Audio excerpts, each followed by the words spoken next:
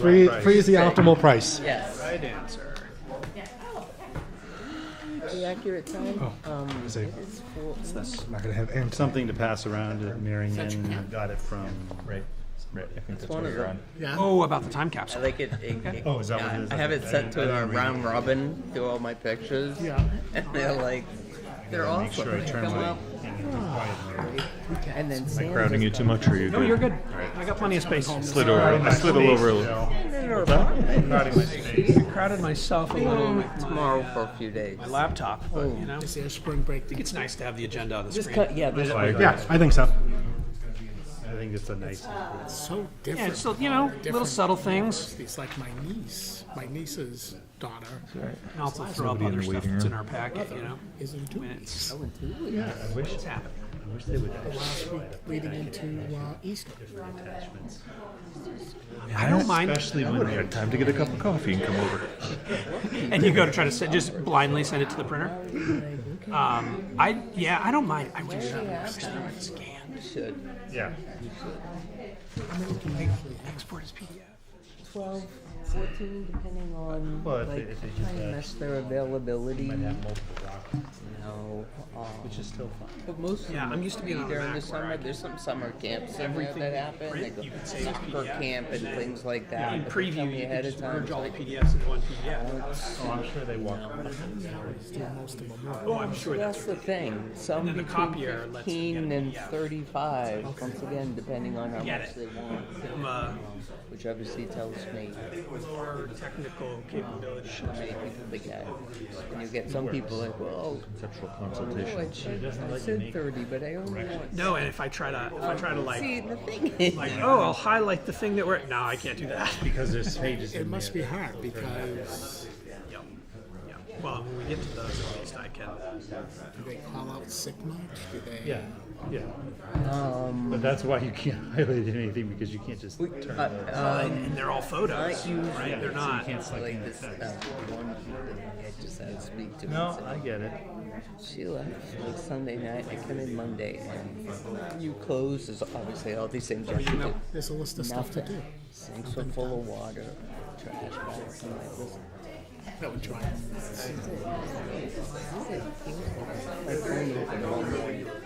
Because I would collect. Oop, did you do that? Hey, it's 5 o'clock. 5 o'clock. Call the meeting to order. I pledge allegiance to the flag of the United States of America and to the republic for which it stands, one nation, under God, indivisible, with liberty and justice for all. With that, I'll make a motion to approve the February 23rd regular meeting minutes. a second. Any discussion? All those in favor? Aye. Aye. Aye. Any opposed? All of that with a motion to approve the February 23rd non-public meeting minutes. A second. Any discussion? All those in favor? Aye. Any opposed? Okay, some quick announcements. The select board will meet on the following dates at 5 p.m. Monday, March 23rd, Monday, April 13th, Monday, April 27th. A couple quickly coming dates to remember. Tomorrow, Tuesday, March 10th, is town elections located at Plymouth Elementary School from 8 a.m. to 7 p.m. And then on Wednesday will be town meeting, also at Plymouth Elementary School at 7 p.m. Any citizens wishing to be listed on the select board's agenda should notify town hall the Thursday before noon, and all meetings are held here in town hall upstairs and are available by Zoom, and the Zoom information can be found on the town's website at plymouthnh.gov. Scott, I'm going to start with our guests right away tonight so that they can Absolutely. be efficient. So we have Leanne Moynihan, who works with the Advest New Hampshire program at BEA, here to present Plymouth with its Housing Champion Designation Award. Hi, thank you.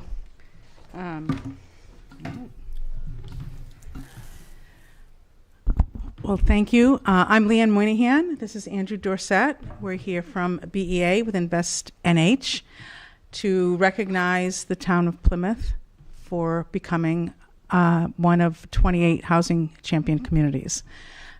I want to start by thanking Joe Perez for organizing this and working through the application. I know it's a little tedious.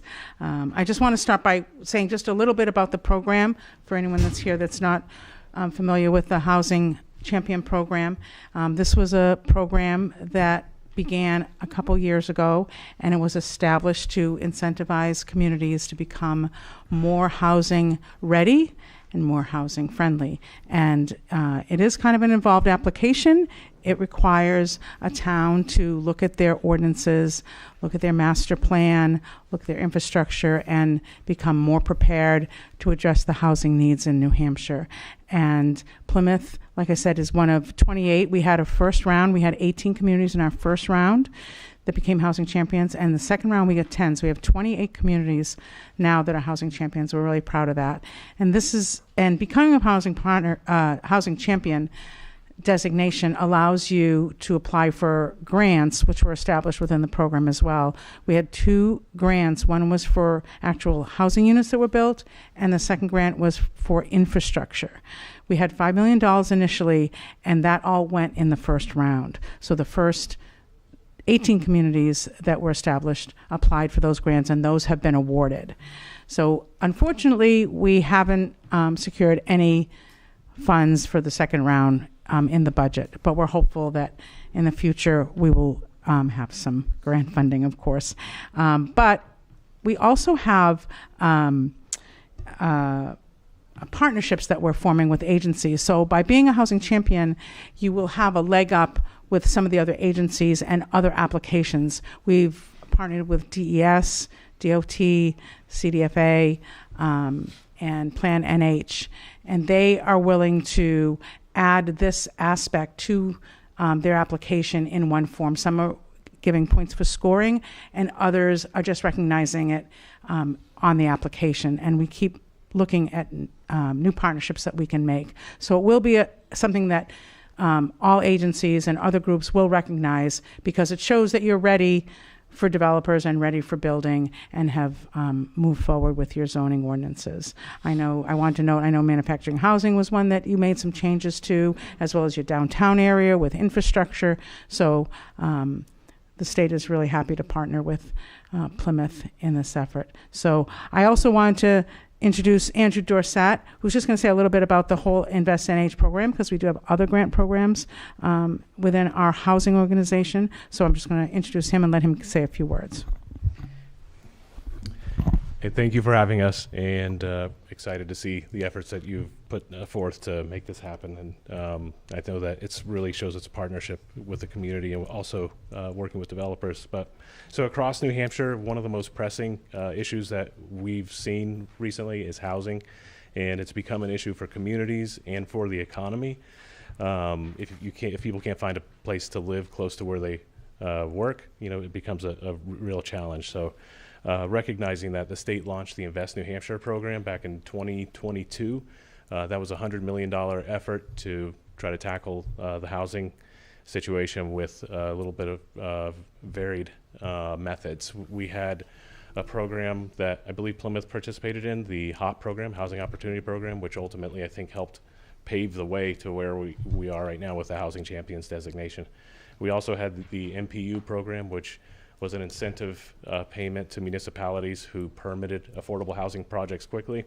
I think we did about $17 million to municipalities through that program. We did $64 million directly to developers, for-profit, not-for-profit, and even municipal, who were developing affordable housing through the state of New Hampshire. Really meant to be gap funding for projects, not to fund even a majority or just under majority, just a little bit of gap funding to be able to get projects through. That program we produced, there's also a demolition program. I should just talk about that real quick. That was used to revitalize historic structures, remove community blight, or create green spaces, anything to help support a community to create an environment that's better for the housing market in that area. Through those programs, we produced about 4,700 units, or at least assisted in the development of, across the state of New Hampshire, some in every county in the state. So Housing Champions really, like we were saying, came out of the Housing Opportunity Program and was meant to incentivize communities to actually carry out those changes and start to have the conversations in their community to decide what they would like to see for affordable housing and prepare for that.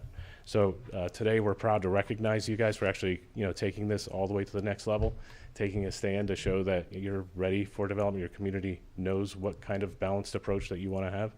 And with that, I'm just going to say congratulations. And just really quickly too, the incentives that the Housing Champion designation comes for, they do have value even though we don't have the grant funds right now. Like Leanne was saying, the DOT is looking at it.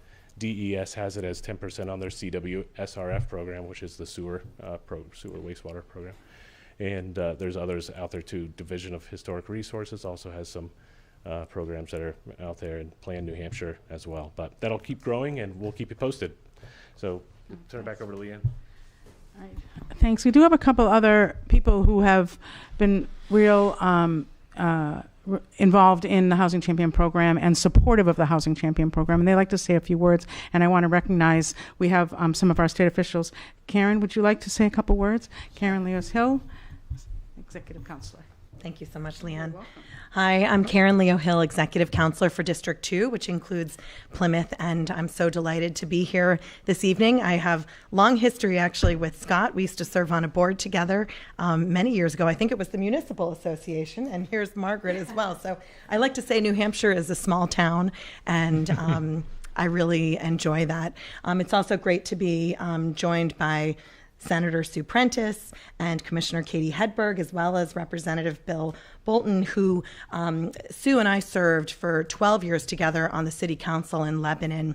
And so we have been in the thick of making changes to master plans and then to subdivision regulations and zoning changes. And so I just wanted to offer my additional thanks and congratulations on this recognition. Housing is the most pressing problem facing our state as we look to the future and we think about how our state is going to grow and make sure that we can be a place where all people can thrive and prosper.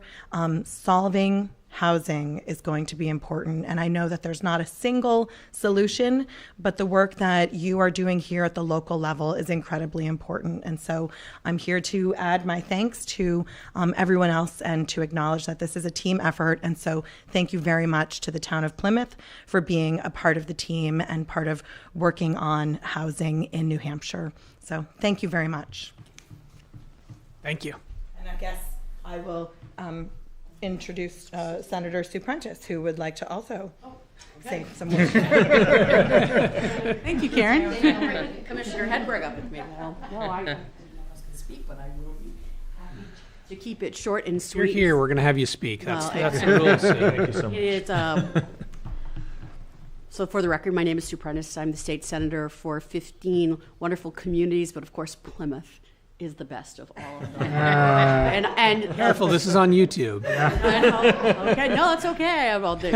And some of you may know that it's coming to Plymouth is like coming back home for me after spending 10 years working in your local emergency department and riding with your fire department and ambulance service. And I also have known your town manager for a number of years. As Executive Councilor Leo Hill said, we, in serving on the front lines, just like you are in your communities, we know how pressing housing issues are. It is the number one issue here in New Hampshire. We know how expensive infrastructure in particular is and how necessary that is in order for you to put the kind of housing in place that you need to make this an affordable, prosperous, and inclusive community. So things that we can do at the legislature to support that is really important. The Housing Champions program is one of the smartest initiatives that we've ever been involved in. And unfortunately, we are at a cross, at an inflection point in terms of funding, but I recently, talked about this on the Senate floor and how important it is not to force people, force communities to make choices, but to incentivize them and support them in doing this.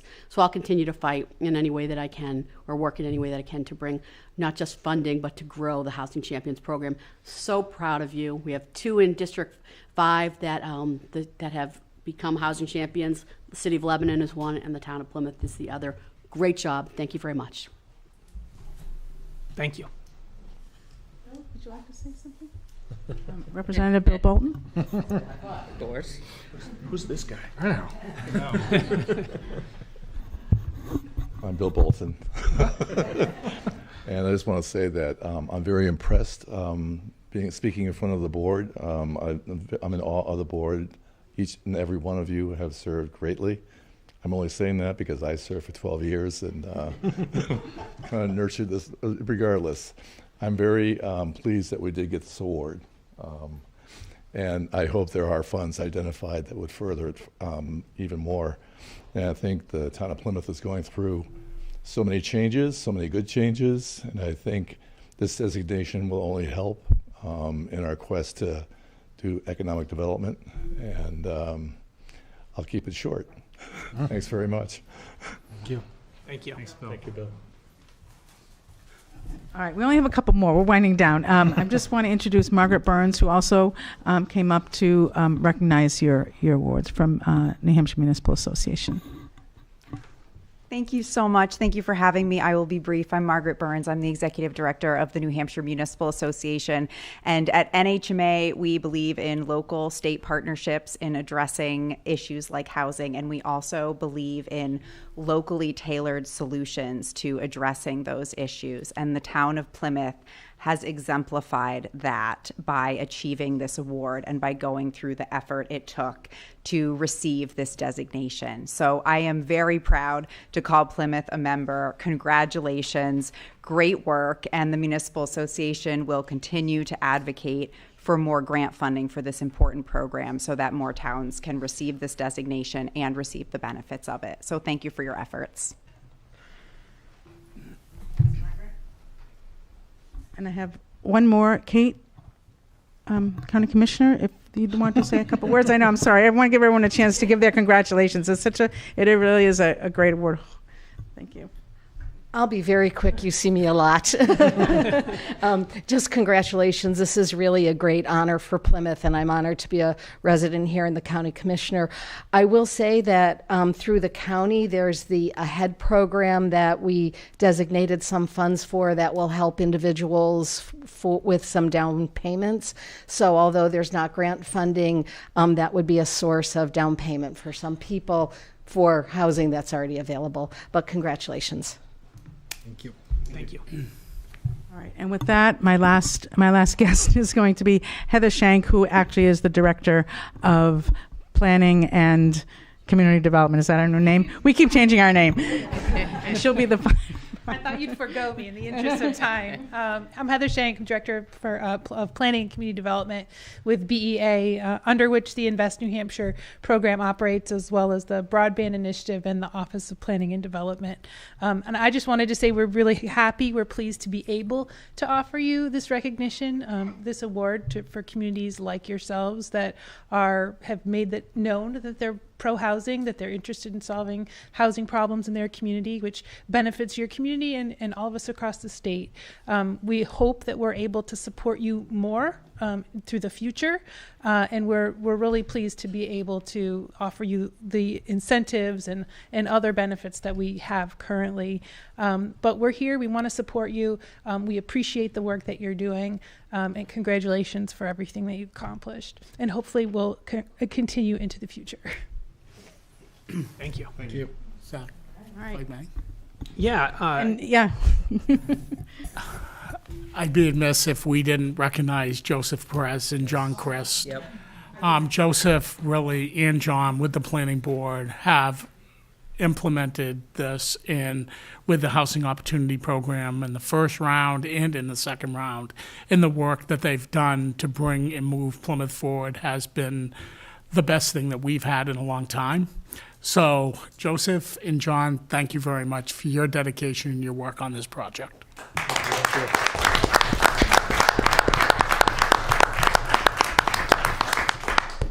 So with that, we'd like to present the award, and if we could do a photo with the board and officials. I don't know where the best place to do that, but Can we stand? The flags in the background. Somewhere in here. John and Joseph. Yeah, Joseph and Yes. John. Come on for sure. John and Joseph Yeah, need to be in please. there. You want to move these chairs to the side so we can create some chairs? Susan? I appreciate that. We have Nice to see you. Yes, good to see you again. Good Thank to you. see you. Terrific.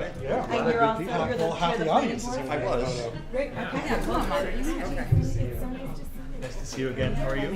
You're the chair? Yes. Yeah, come on. Let's make a Please feel free. Great. It's an honor to be We'll be in between. Too bad. You don't have to go. Does that work? All right. Boldness of the tall. You gotta be in the front. Chair? That makes sense. I don't want to. If you want to step forward, I will slide in behind you. You're a tall person. Stand up on the chair.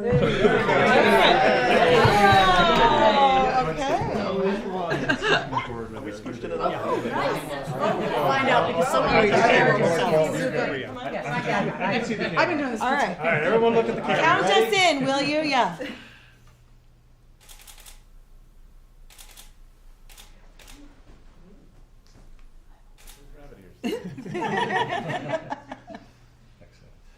All right. Good job, you guys. Good to see you. Yes, good to see you as well. Thank you. You're on the agenda? No, yeah. Thank you. So nice to Why wouldn't? Well, you have good planners. It's easy to do. Go to pistachio and Be broccoli. able to make the Thank you so much. I know I'm not critical. Huh? I don't know, but I'm going to be to at least 9. So I'll miss it. I know. You won't be offended that we won't stay for the rest of Nope, not offended at all. That's why we put you first. Yes, we'll Yes. put you first. Yes. Thank you.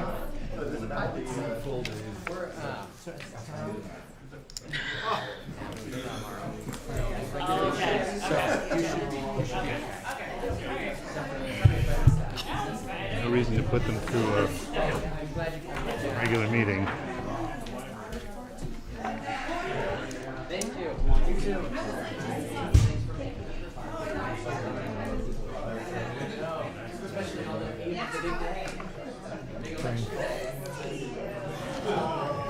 Love me some Frank. I know.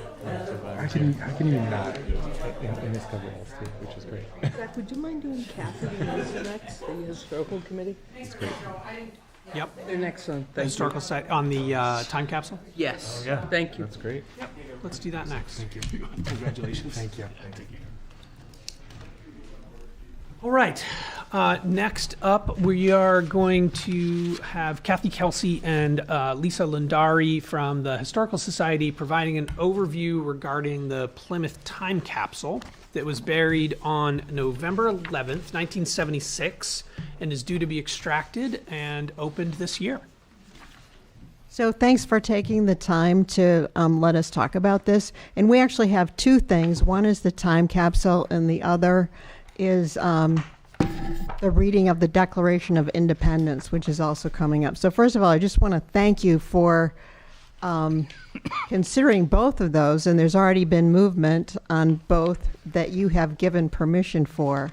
So Amy Lee has contacted the highway department, and they're going to provide an excavator at 4 o'clock on May 16th. And then last meeting, I believe you gave permission for us to be in front of the town hall to read the Declaration of Independence. And Marcia Blaine will be speaking about that in just a minute. And we look at both of these activities as huge community builders. So we're very excited about both, and we're thinking that there's going to be a big turnout for both. So as you mentioned, 50 years ago, there was a time capsule buried. We're not sure what's in it, but some of the people have already contacted us that were 12 years old at the time, and are going to come back. One is Mark Allen, who just wrote in. His dad is Fred Allen, who just passed away, and he told us that his dad has a letter in the time capsule, and he threw in a keychain. But other than that, we don't really know what's in there. So it's going to be exciting to see what that is. And at the same time, the elementary school has been contacted to repeat this event. We're going to put in another time capsule to be exhumed 50 years from now. So they're in the process of contacting students.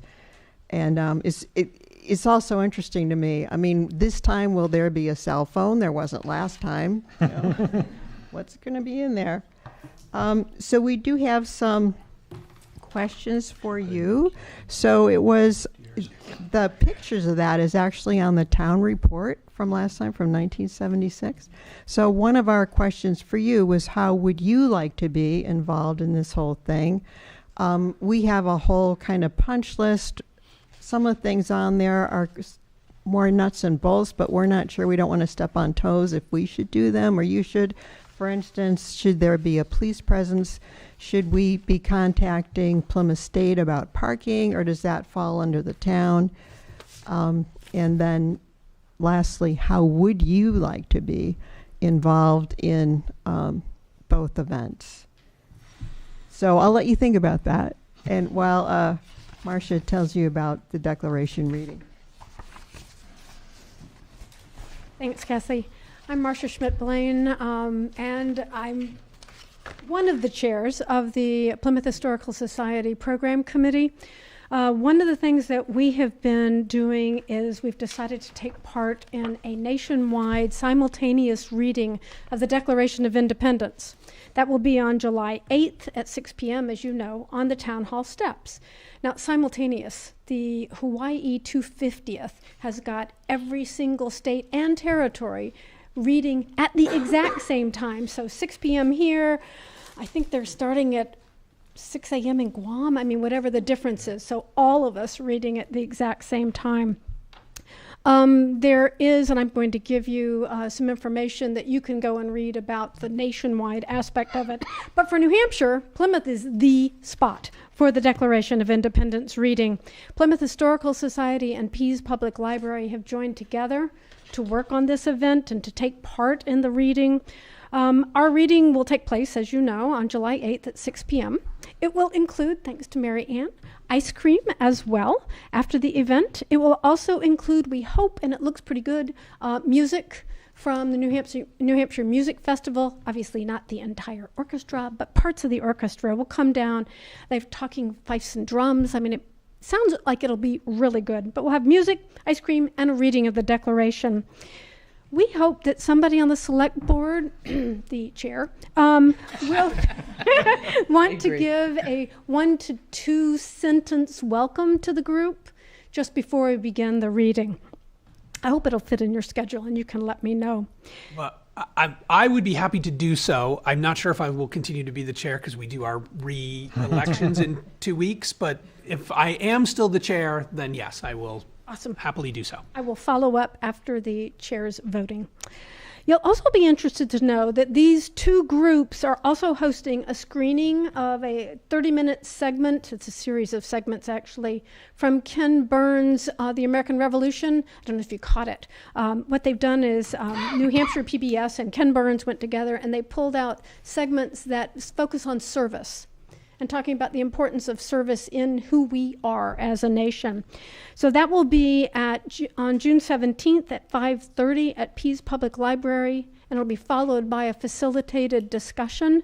And we hope that you will be interested in joining us then, simply to take part in the discussion and be part of the community. Both of these events we hope will be multi-generational. The reading already is. We have a number of middle school and high school students. We have a couple of college students. And then we have those of us like me who are a little bit older than that, as well as young adults. So if you are interested in joining, they're very short readings. Just let me know. I'm trying to coordinate it. I will leave this with you so that you have the information that I've just given you. Thank you. There's no age limit on being a student. Pardon? There's no age limit on being a student. Yeah. You could be a student yourself. I'm a college student. I want to read. Go. You do? Yeah. Awesome. Becky was going to ask you, actually. Problem solved. So you have a packet of materials, I believe, each of you that I thank Lisa Lundari for putting together. And one of them is a submission form. And you'll note, and we did this without asking, so I'm going to ask now, that when people submit items for the new time capsule, that they drop it at the town hall. So this isn't out there yet, only you have it. But so that's one of our asks. Would that be all right for you to have people drop things here at the town that they would put in the town capsule, time capsule? Yeah. Why not? Yes. Okay, good. I noticed Scott is noticeably quiet about this. No, he read gave us a smile and nod, even if it doesn't. And then the other questions about who should be arranging for police and PSU for parking, would you like us to do that, or is that something that would happen? So timing-wise, will school still be in session? No, school will be out of session by then. Okay, so schools, we're talking May. May 16th. They're usually done by 16, so the they'll be done. May 9th, first week of May. Okay. We should be able to. Yeah, so we should confirm with them, but Rich Grossman. yeah, it feels like that should be a Should pretty we still straightforward thing. request an event permit? I know we've been asking for event permits recently. Is that still necessary for an event like this? More than 50 people. We should probably just do I mean, it's not very complicated paperwork, but we can do it on kind of the behalf. Yeah, Lisa. Let's It's a town presume event, we're going to have so- more than 50 people and at Right. least file for an event permit. Yeah, I think it might And that be. will take us through the right process to make sure we have police presence and all those sorts Yeah, of things. thank you so much. That would be really helpful. And then the last question, of course, is how would you like to be involved? Would you like to put something in the new time capsule? Would you like to scoop ice cream? Clean hands. Take the time to think about that. All right. I would be happy to be involved somehow. Yeah, I think Are there for other things sure, on your yeah. punch list? So Do we you put have- Scott's placard in the capsule. I don't think so. As far as you're concerned, are there other things, Lisa, on the punch list? Well, you didn't want me to provide the punch list. I was afraid it'd be overwhelming. Well, my guess is if you want something from us, just reach Ask. out. Yeah, I think we all collectively would be Right. very willing to participate in any way that feels appropriate or helpful or any of those kinds of things. I mean, one of the things that I remember is maybe getting some chairs for seniors I think that are older than we are. I think I that could use one. we could probably reach out to Parks and Rec. for that, right?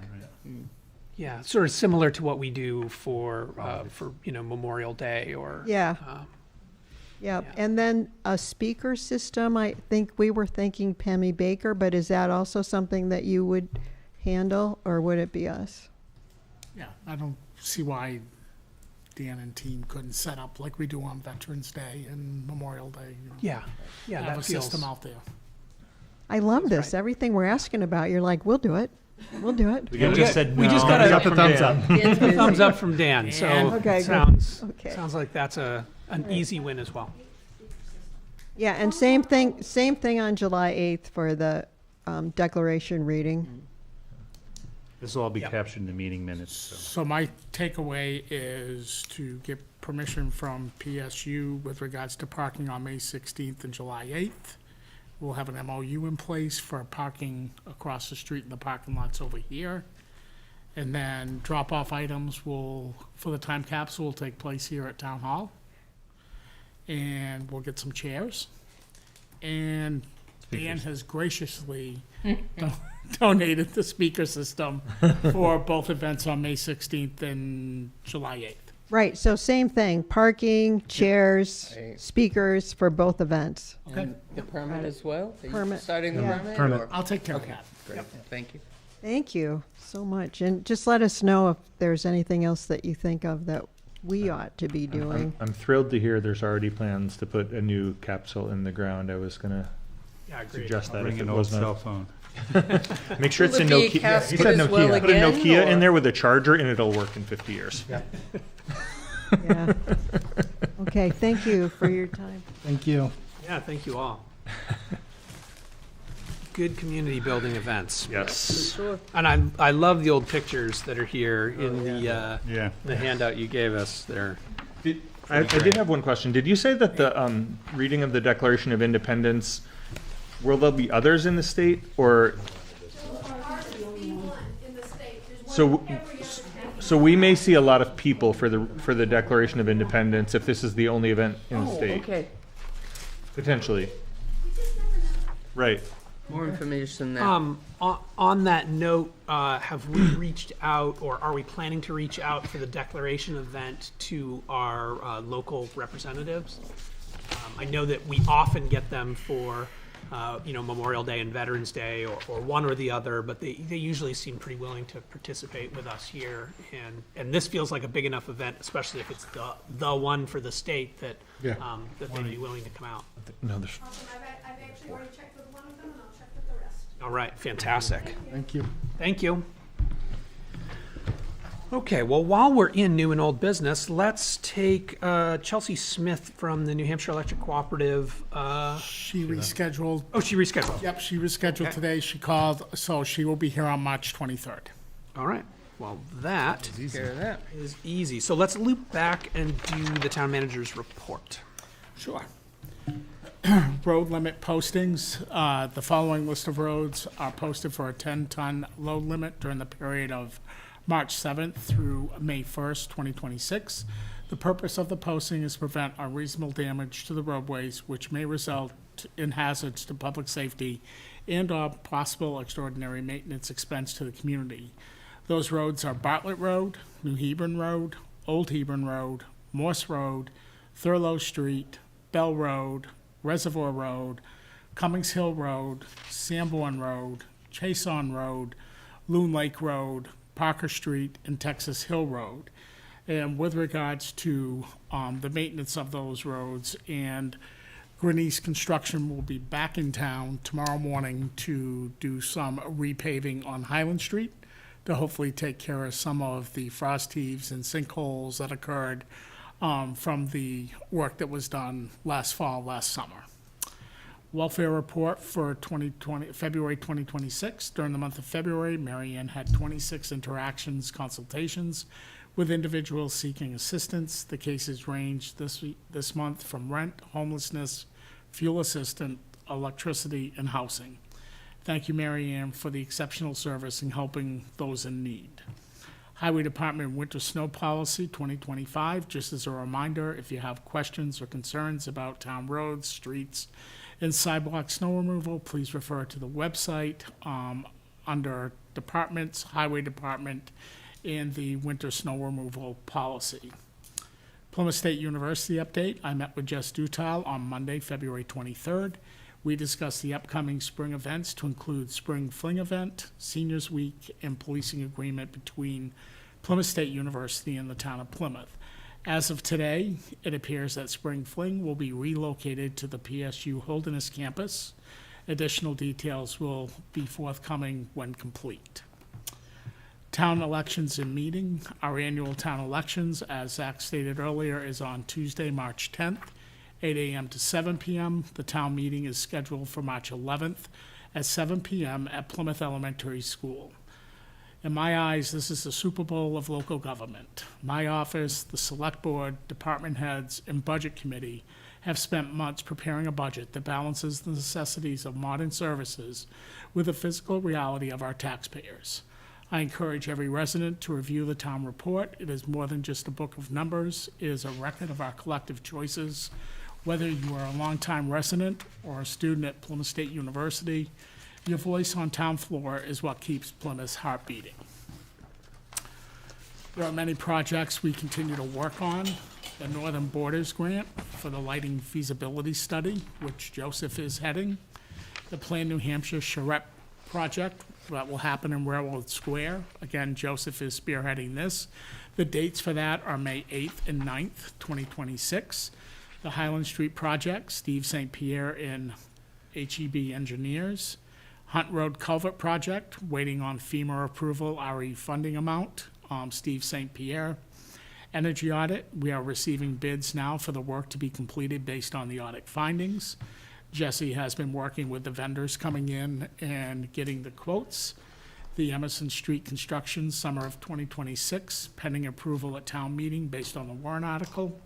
And an RFP for the new auditing firm, which would take effect a year from now. So we still have Jim Roberge for the next auditing period, but after that, it would, we'd be selecting a new auditor. We only received one proposal for that, so we are going to be interviewing that firm. The March Town Manager's message is up.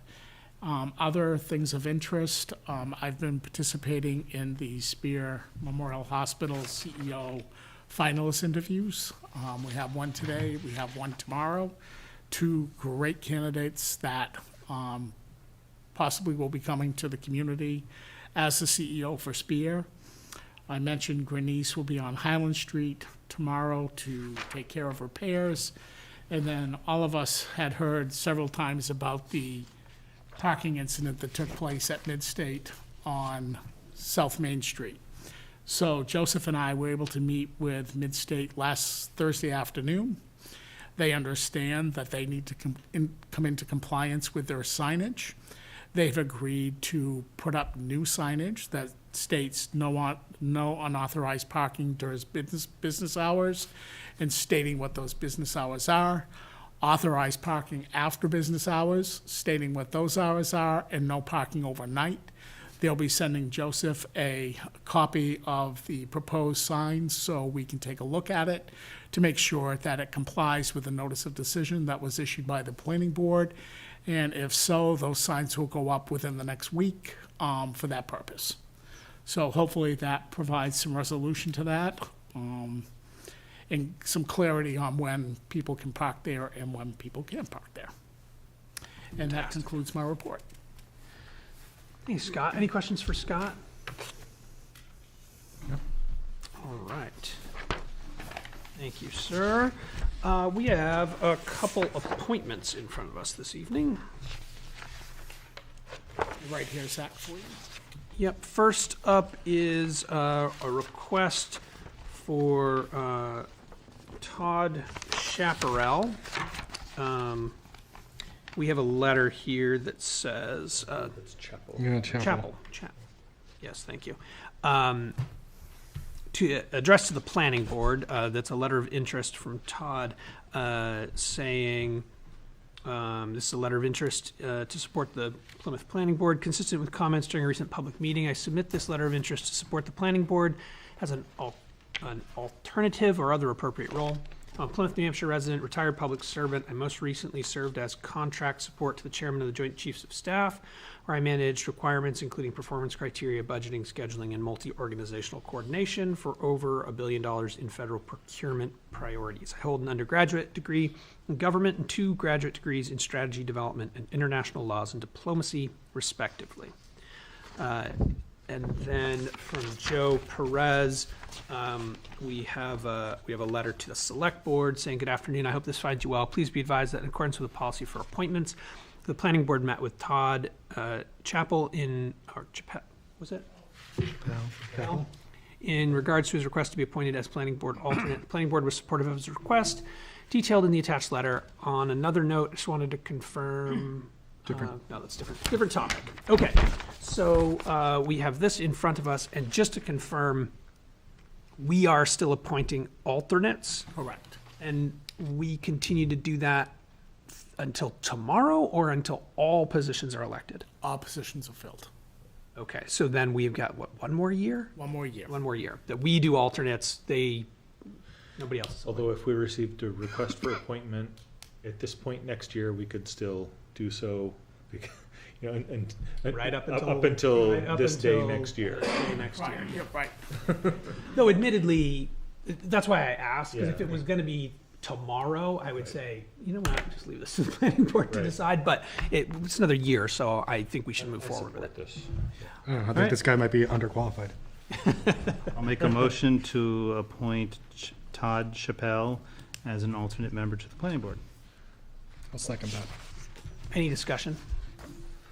He did come speak to the planning board and, was, seemed to be a good candidate. So I will reinforce the message from Joseph that he did present and there was support from the board.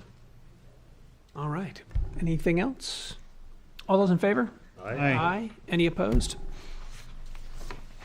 And we'll go right into our second one, which is a request from Malik Hammond to be reappointed to the zoning board. So we have a letter here from him to members of this Plymouth Select Board. I'm writing you today to ask for my reappointment to the Zoning Board of Adjustment. Sat on the board for the past 3 years. I'm happy to continue in this necessary role for our community.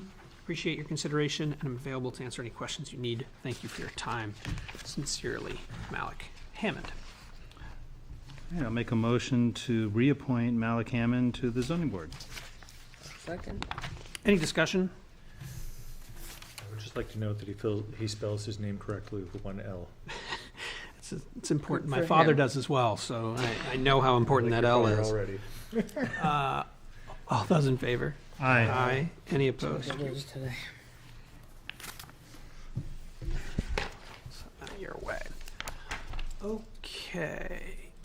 We have a new purchase order from. Can we involuntarily commit David Kent to another term on the ZBA without his request? Just push the know paperwork through. No, we can't involuntarily force it on anybody.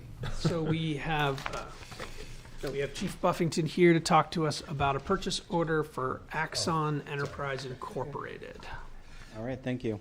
So this stems from our policing agreement with the university. So just to add some context, currently we have a 5-year contract with Axon for our body cameras. We entered that in 2022. We have about a year and a half left. So with our agreement with the university, we were forced to leave our contract and upgrade early to allow for more licenses, more storage. The way it was looking, what we were figuring to pay was about $84,000 for our next contract. With this agreement, part of our negotiations was pushing some of that towards the university. So with this agreement, it's a 5-year agreement for $100,000. The university is paying $60,000 of that. So it should be a substantial savings for the town of Plymouth, as opposed in a year and a half to entering into an $84,000 contract. We will have the last 2 years of this, which is about $40,000. So we'll have money put aside with the university to pay the first 3 years, and we'll be responsible for those final 2 years before we enter into whatever the next agreement would be. So. That sounds. You said we are terminating the existing, the end of the term for the existing contract. Correct. Yep. And I presume no funds had been spent at this point, so we're just kind of updating the agreement and moving forward for another 5-year agreement. Right, so as opposed to waiting, next year would be the time we would be looking to get into a new contract, because it would be going up in a year. So we're doing it essentially a year early, and that's because we got to do this with the university to add additional licenses and storage. It's not really the cameras that are, expensive, it's the storage to keeping these videos for the time that it is. And what is the requirement for storage, just out of curiosity? So I'll give you an example. So any arrest is kept for a minimum of 4 years. Okay. An incident is a minimum of a year. So if you think of how many departments and arrests you have, of hours of everything is done on body camera now. So in the cloud, there is just a lot of footage, astronomical amount of video and storage that's kept up there. Yep. And one of the benefits of this is when we entered into this initial agreement with Axon, it was 5 years. You keep the same camera for 5 years. And like any electronic, we've realized that batteries don't last and that we need to recharge them. And so I think Axon also realized that. And so their new, they call it the TAP program, is when you start entering into an agreement, you're going to get brand new cameras. 2.5 years later, you get all brand new cameras. And then at 5 years, you get all brand new cameras. So what they realized too is the batteries don't last and they need new cameras. So essentially we're going to enter into this in April. We would get new cameras. 2.5 years later, we're going to get all the top of the line cameras. And then at the end of the contract, you get all brand new cameras, essentially carrying you into what would be the next one. Okay. So it's a great deal because it keeps the technology up to date, the batteries stay up to date, helps with warranty items of damaged items, stuff like that. Did they give us any credit for ending the contract early and starting the next contract, or? Yeah, there is. So there was a discount. So they did take some off, and there was no penalty for doing it because we're entering into another one immediately. They understood what we were doing. There were actually a lot of talk back and forth with them of how to make this work with the university, because we have to save their videos that they had. Oh, to they've transfer done. them So across. I had to make sure that those were kept, and so it was a little bit of a negotiation to figure out how to do it. But in the end, it actually worked out well. I think it's going to save the town some money. You know, we've been putting money in the CIP for this, so I think in the end it'll save us some money. All right. I'll make a motion to award Axon Enterprises the contract for $20,000, $20,155.02 per year, paid on April over 61 months, for a grand total of $100,775.14. Second. Given the price point on this, we need to waive our competitive bid requirement, and I assume due to the storage and the proprietary nature of all of that, that there's strong justification to not go out to market and find a new partner. It is, and there's only a couple of other ones, and it's actually tied in with our tasers. It's the same company that do our tasers as well as our body cameras. So they're all linked together. So for example, if you pull your taser out and you turn it on, it automatically starts all body cameras within a radius. So if we were out at a scene out in the street, and we do it all the time because you have to spark test them during the day. And if you're in the police department and you do it, well, it activates everybody's body camera that's in the police department. So it's little things like that that, you know, they definitely have the market on it. And now that we have so many videos, it's definitely the way to stay. I presume that footage of, you know, if they're all triggered during a spark test, I presume they don't have to save that footage. Yeah, so we set the guidelines. You know, there's certain mandated ones like arrest, incidents, accidents, stuff like that. But an accidental, you know, activation stays for 7 days, and then it erases, and then it rewrites itself. So every 30 days. And does somebody have to categorize each? We do. Yeah. Every video has to be categorized so that we know, or Axon will know how long to keep it for. Okay, great. Who does that categorization? Like for each officer. So each officer does this. You actually do it on your phone. So once it's over, I can just call dispatch. I can type in my call for service number. It's an arrest. If I want to put the name in, I can. And then as soon as you dock your camera at the end of the night, it automatically all uploads into it, so they know how to do it. So. I will amend said motion to include a waive for competitive bid. Thank you. Do we need to authorize someone to sign for it too? That's where. That's a Scott question. Do you need any authorization for signature on this, or us signing the purchase order? We're good. Sign the purchase order. Yep. I'm going to second the amended motion, since for consistency. Thank you. Any further discussion on this purchase? All those in favor? Aye. Aye. Any opposed? All right, thank you, guys. Have a great night. Thank you, Thanks, Dave. Steve.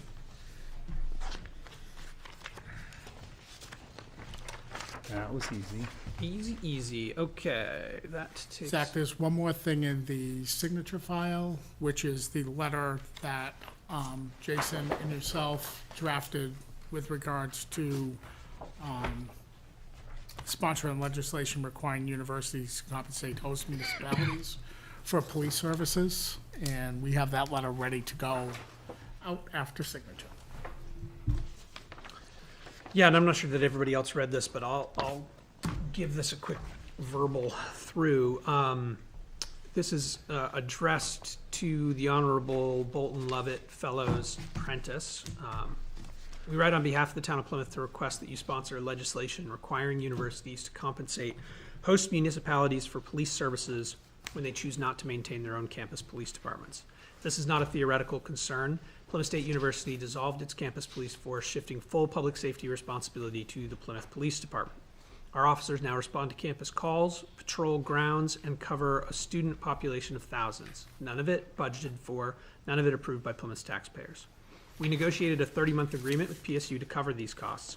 When it expires, the university has no legal obligation to renew or compensate Plymouth in any form. Our taxpayers could be left funding a campus police force with no say and no remedy. PSU operates inside our town, on our roads, using our emergency services. When it eliminated its police force, those costs didn't stay on campus. They moved to Plymouth's budget and Plymouth's property taxpayers. Other communities are one institutional decision away from the same situation. We asked you to act. A state law requiring university compensation would give municipalities a floor to stand on. Our current agreement is temporary. The financial exposure when it ends is not. We can provide data, testimony, or whatever else would help move this forward. Respectfully, Town of Plymouth Select Board.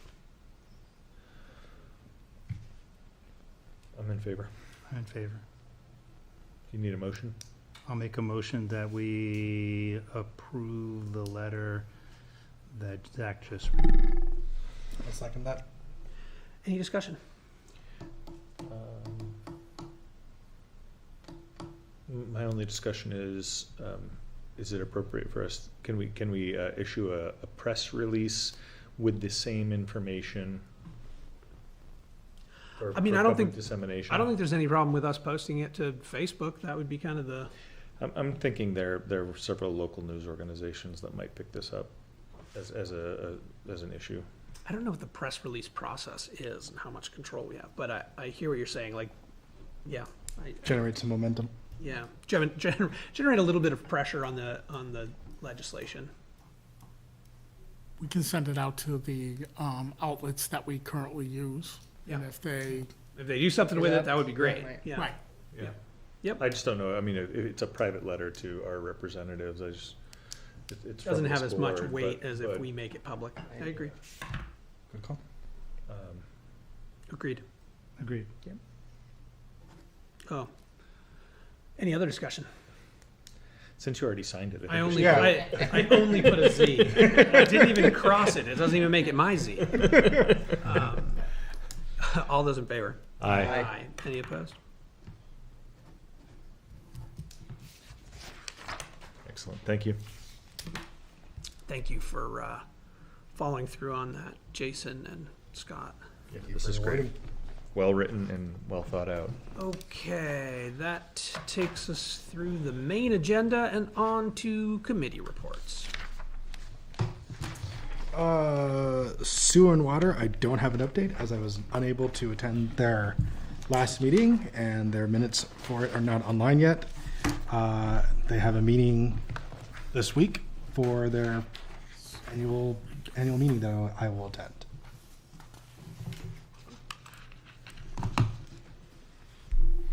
This week. Planning. Planning board has met. We actually had a community meeting, our housing outreach with Barrett Planning last Monday at the Bobcat Cafe, and we had a good amount of turnout from citizens who wish to have input on the housing master plan chapter. I thought it was they had originally planned to split into multiple groups, and we ended up staying in one group, which gave us more time to kind of focus all together and less reporting out from small groups. It was I think Barrett Planning's been doing a great job with that. We did meet last Thursday. Of particular note on the agenda were 2 conceptual consultations. One was for a subdivision on Beach Hill Road. It would abut the Campton Town line, so it was drawn, I believe, as a conceptual it was a conceptual consultation, but it was drawn as a conventional subdivision using the existing underlying ag zone. But if the Fairground Road overlay goes through, they could come back with a revised plan using the single-family residential zoning. But it would involve a road. There was a question about the length of the road and whether or not the planning board would approve the road. Some might interpret to be longer than 1,000 feet, and we do have a prohibition against roads, dead-end roads longer than 1,000 feet. But the interesting thing is that it was kind of designed like a few other subdivisions in town, very similar in detail to the Ash Hill cross country, which is it's a short road in with a loop and then a tail. So the question is that a dead end road or not? Which is interesting. So the planning board will have to think about that, and it might warrant further discussion of that standard when we revisit our subdivision regulations. Is a big part of that fire trucks? Potentially safety issues, a single exit, there's presumably some concern about the number of homes you'd have on a road that gets long using one access point.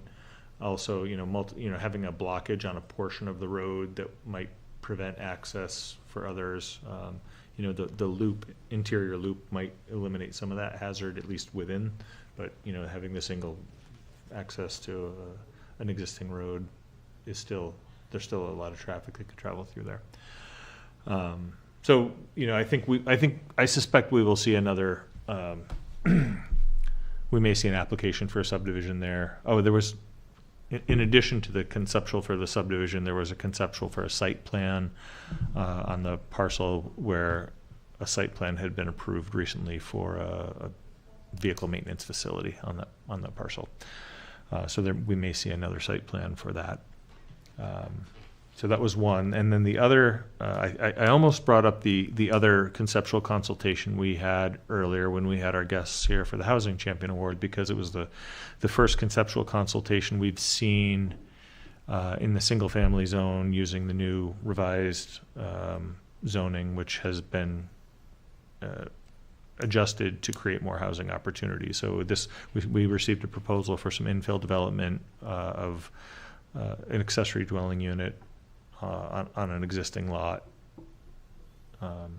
with shared utilities, which is a little bit of a challenge, interesting twist on it. So I think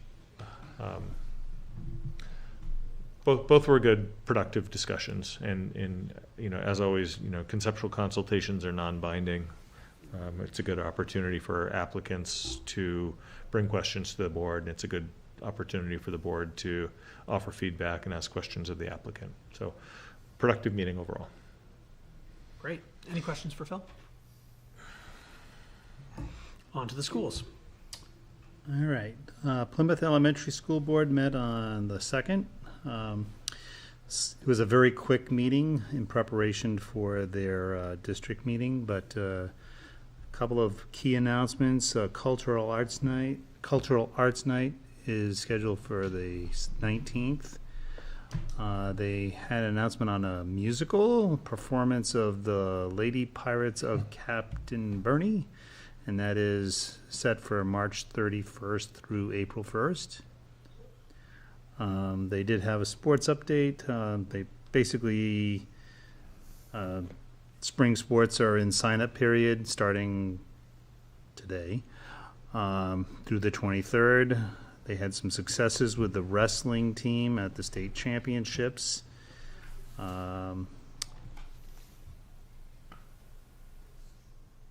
had a discussion about the school calendar that was initially started out. They were pretty much all set. Okay, we're going to start on the 31st, but I guess there's some legislation at the state level to push that to after Labor Day. So that's hasn't been adopted yet, has it? No. Okay. But if it's there, they're cognizant of the fact that it may change our calendar.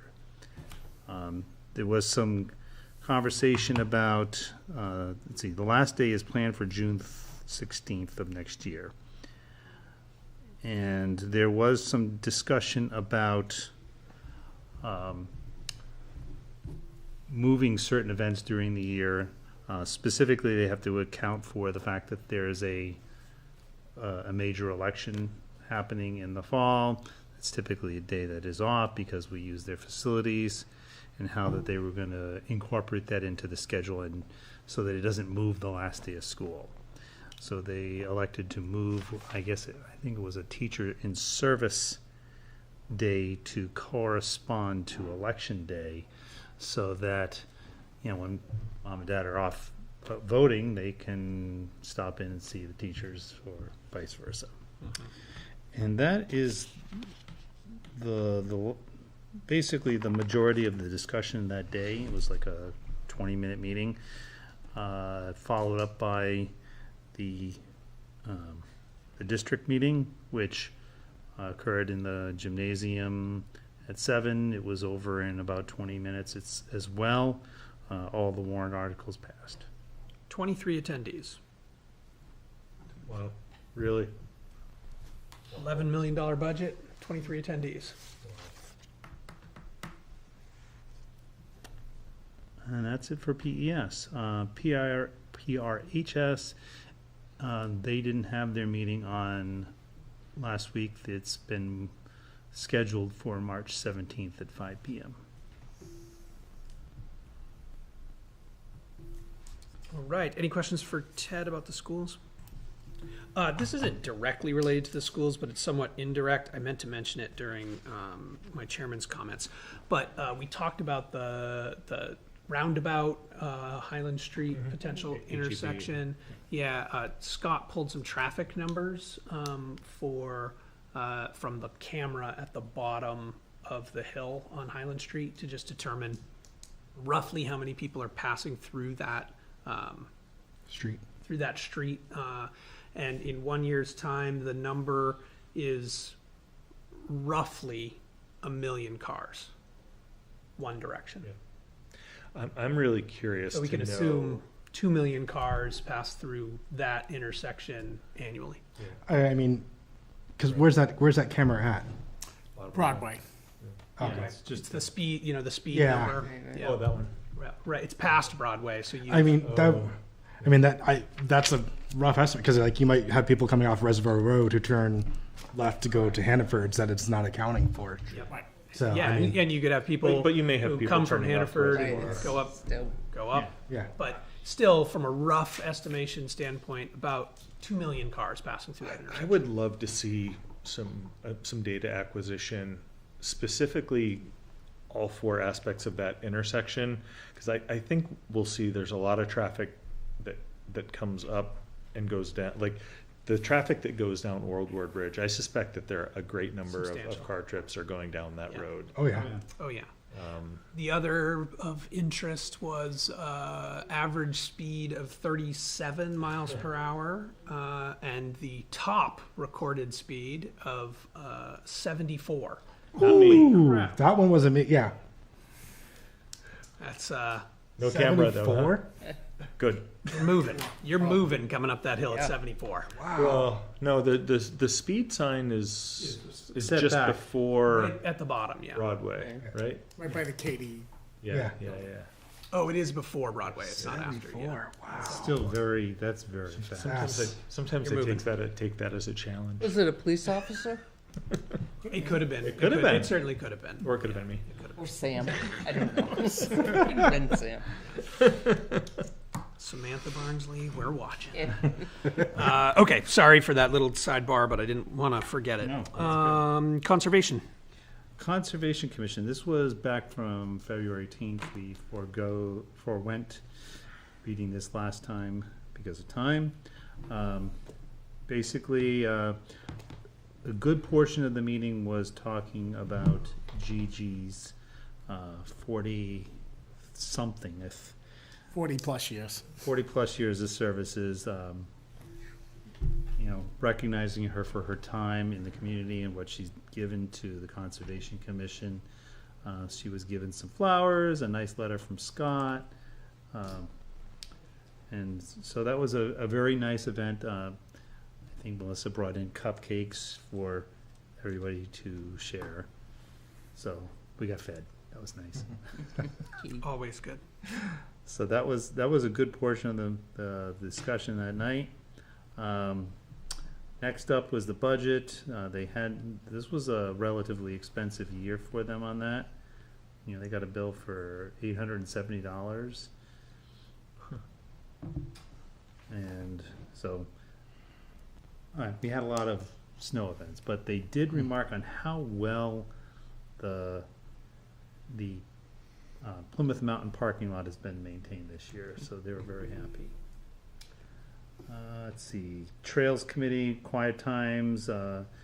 They're looking to have the marketing class from Plymouth State do some filming on the trails. In addition, Lisa's class is going to do some kind of trail work and / excursion. Let's see. There was an additional discussion on the Favre East. Basically, right now, you're familiar with Favre East? It's like almost across the street from Old Hebron Road. It's that little parking area there. There's a trail that goes up and to the left. And I guess there was some logging on the property that is occurred over the last few years. Left the trail in kind of a state where it's hard to follow unless you know where it is. So they're gonna go back up there and re-blaze it so that people can find it. And that's pretty much all of that discussion as well. It was a very short meeting, relatively speaking. All right. Any questions for Ted? Capital improvement, no report. LRPC? No report. Parks and Rec? Not till April 8th, I think, is the next meeting. April 8th. Energy Commission? I believe I gave an update on the February 12 meeting. The next meeting will be this Thursday, March 12th. I think we've received 4 quotes. Yeah, so we're anticipating receipt of bids for installation of town hall, and pending the outcome of the vote at town meeting, it'll be good to have a few options there. More than one auditor has contacted me for my thoughts on it, which I wasn't really crazy about, but it's somebody I work with on a regular basis, and I basically pointed him to the guidance and said, I haven't even seen the building. I can't give you any information that's not in the bid packet. So I think that there are going to be good options coming in from a couple of the different contractors. These are people I work with on a regular basis, and I think that the contractors that were reached out to are all good options. I don't think there's going to be a bad option in the bunch. I think it's going to depend on the specifics of the proposal and the cost. So that's good.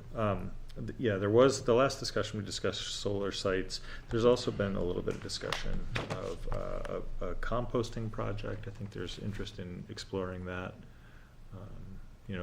Potentially doing some composting at the transfer station, which is space limited, but there may be other options of,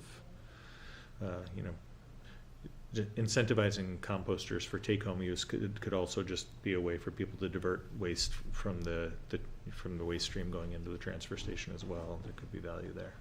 So that's all I have for the Energy Commission. All right. Any questions for Phil? No report from Advisory Budget. Chamber of Commerce? Let's see, we met, it's been a while, February 19th. The ED position is still open, although Maddie, I think, is still playing a kind of part of the transition as well as they move along. They reviewed their year-end budget projection. They're not in a bad spot, except there's a membership shortfall right now, about 20%. So they're looking to recoup on that. They talked about the annual meeting, which is tentative for June 30th and potentially at Owl's Nest.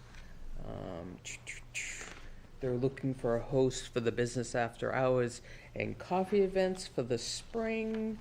And they did, I was just saying for a quick report, the travel and tourism had a great turnout and well received. And that's about it. Any questions for Marianne? Any update from Perlac? No update. They had a meeting on February 24th, but the minutes haven't been published yet. Police and Fire Building, we met last Tuesday morning just to discuss what materials we needed to produce and have in advance of town meeting. Chief Pierce produced a flyer that I'm sure all of you have seen on Facebook. So we're doing the work there. I think we're prepared, and hopefully it passes. Nothing for union negotiations and economic development. We met, is it last week or the week before? Last Monday, right? Last Monday, thank you. Trying to find my agenda, and I can't. Most of the conversation, Sue Cagle came again to talk about the charrette, the railroad charrette, and how we can be, the Economic Development Committee, can be part of that process. It's going to be great for us to be not only part of it, but also a learning opportunity for us on how to take part in, having questions and with stakeholders in the community. So things that we can learn how to as we move forward with other projects. So right now, she sort of had a to-do list for us. We talked about reaching out to the community with 3 or 4 different questions about what they'd like to see in that area down there. So kind of a combination, a mixture of stakeholders, businesses, people who live in that area, but also expanding it to anybody within the town. So we had some rough ideas, transfer station, simply doing walkabouts. Walter was trying to also look at some community events for the next couple months, see if we could have a table there. Unfortunately, there are limited during mud season. So we talked about that quite a bit, came out with a lot of things to do. We're still working on a draft of the timeline, but I think it was already said, I think Scott may have the charrette actually would take the beginning of May, a weekend long. So Sue's going to get us more information about, more detail around that. We talked about small business roundtables as well. Once again, from the charrette perspective, looking for themes. Is it all people really interested in recreation, housing, right? Once again, themes, is that a lot of the feedback we get? And then giving that to Sue and company, and they can, take that as part of their whole process as they go through the possibilities of Railroad Square. Anything else, Jason? No, that covers it. All right. Public comments. Well, yes, I'd like to say that it's another outstanding Microphone, please. select board meeting. You are. And Frank Miller, and good to be back. I had a minor issue in health, but what I've heard tonight, the town is moving along properly, and with your outstanding efforts, we're in good hands. And thank you. And like I said, I'm glad to be back, Mr. Public. Glad to see you back. Glad to see you tonight. For sure. Thanks, Frank. I see no one online. So, Motion to adjourn. I have a question. yeah, hit us. This might fall on Scott. Do we know if the town borders have been perambulated lately? They have not been in decades, as I understand it. Okay. It's because It's a We're requirement. supposed to. no, I meant. I'm just- I I'm just wasn't curious. sure if there was a reason other than curiosity. I'm just We as a curious. board are But legally I'm actually, required, but the I'm trying punishment to on it, tap it's, all of the knowledge I can non-existent. get from Scott before he leaves. So yeah, so I know when where he I- lives. He'll still when I be first started on the breathing. board- But I'm not going to ask him. When I first started on the board 6 years ago, I was advocating for us to do a perambulation, and it's, I don't know, it's like the weirdest It is. requirement, but I also love it. You're supposed to. I mean, I just did a little reading. It's supposed to be done every 7 years, and you're supposed to file a report with the Secretary of State. So I think And we you're could. supposed to coordinate with With the the town town that letting- shares the right. border that So you're. we would coordinate with the select board and Holderness and perambulate that line together, and then we would do one with Campton, we would do one with Rumney, we'd do one, Bridgewater, So, yeah, it is interesting that it's supposed to be done, but I think I just saw something that said 14% of it gets done when it's supposed to. So it's not It's enforced. mostly However, kind of like being done by satellite. Mr. Miller had just left us, but he actually pointed out that individual homeowners are supposed to do the same with their own boundaries every 5 years. Really? Interesting. Oh, For what it's worth. do it. For what it's worth. If You you want would have the gas? asked Probably you don't Margaret coordinate it Barnes with your tonight neighbor from, and if file you would have paperwork. asked Margaret from NHMA tonight. She would have known. She would have known the exact number, and I don't know how many communication campaigns they've had to try to get towns to do it. Yeah. But it never takes hold and Right. gets any traction. Right. It's the thing I always tell the students about when they interview me. Yeah. I'm like, here's a weird law that you Yeah. don't know about. Right. Perambulation. Right. I don't know if it ever gets back to their teachers or whatever, but that's always my mark on those interviews. Maybe we can put it on our agenda to knock a couple of those off in the next year. I always thought I'll volunteer that to if, do one. If done properly, it's almost kind Yeah. of like a nice community event. Yeah. You get some people out who want to walk the border and explore it and see where the edges are. I think it could be kind I of believe fun. you're actually supposed to take a chisel and chisel the year into stone bounds when you do it. Are you really? I think so. Okay. I'll bring the chisel. Yeah. If we can find it. Let's do some Right. hiking. It also takes buy-in from the other town and their willingness to have somebody join you, because it has to be a representative of your town and their town that perambulate together and, Yeah. and agree on the location of the borders between towns. I'll send Margaret an email tomorrow, because now you've sparked my I interest. know. It's a curious one. The other thing I wonder about is, can we negotiate with Holderness to give them the piece of Plymouth that's on the other side of the river, or do we need to keep that?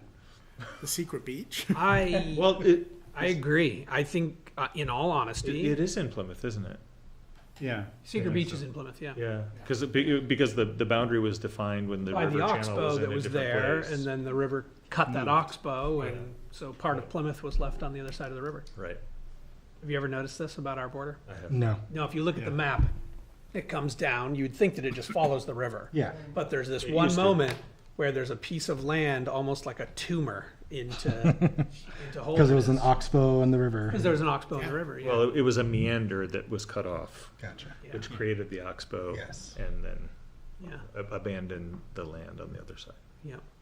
Yeah. So if you've ever hiked out in there, there's some nice hiking trails out in there. You see this this place where the river used to run. There are It's- actually signed mountain bike trails. So New England Mountain Bike Association is a nonprofit, but if you post sign, if you register your trails with them, they have a website where you can actually find these trails, but it also provides a benefit to the host that if anybody gets injured on those trails, NEMBA has an insurance policy that will cover those injuries. So like the trails in Fox Pond Park, if somebody injures themselves mountain biking there, there's a I presume the town insurance would cover a portion of it, but We're protected under RSA for right. municipal But liability, NEMBA would cover it. Exactly. Right. New England Mountain Bike Association. That's why we went with them at the time when Robert came in and promoted about them Yeah. doing the trails. Where are, That's you why where are we talking about here? It doesn't show up until you get in closer. Okay. He's got that. There. Oh, okay. I gotcha. I didn't But know I'm with you. that. If we could convince Holderness to take it, I'm sure the police department in particular would be thrilled. Is there any activity over there? Yes. They're taking spring fling. Good point. True. Yeah. So we have to get Holderness to help us go out there. Yeah. Because we're like passing into Holderness in order to go, and it's an Right. awkward situation that we have to deal with. But anyway. I'm not sure what would be involved with realigning the border with the current river channel, but it seems like it would be a simple thing to do. But You would A think if it series probably of is- articles for both towns I'm sure over it the would course be. of multiple years. I'm sure it would be. Yeah. Yeah. Anyway, We'd all have right. to accept, they'd have to accept, we'd have Right. to then accept their acceptance, and yeah. We should get the ball rolling on it. It would, I mean, it would be an on the Constitution of the interesting new board. Let's get it done before hundred-year-old before the, problem. before the river channel moves again. Yeah. Right, exactly.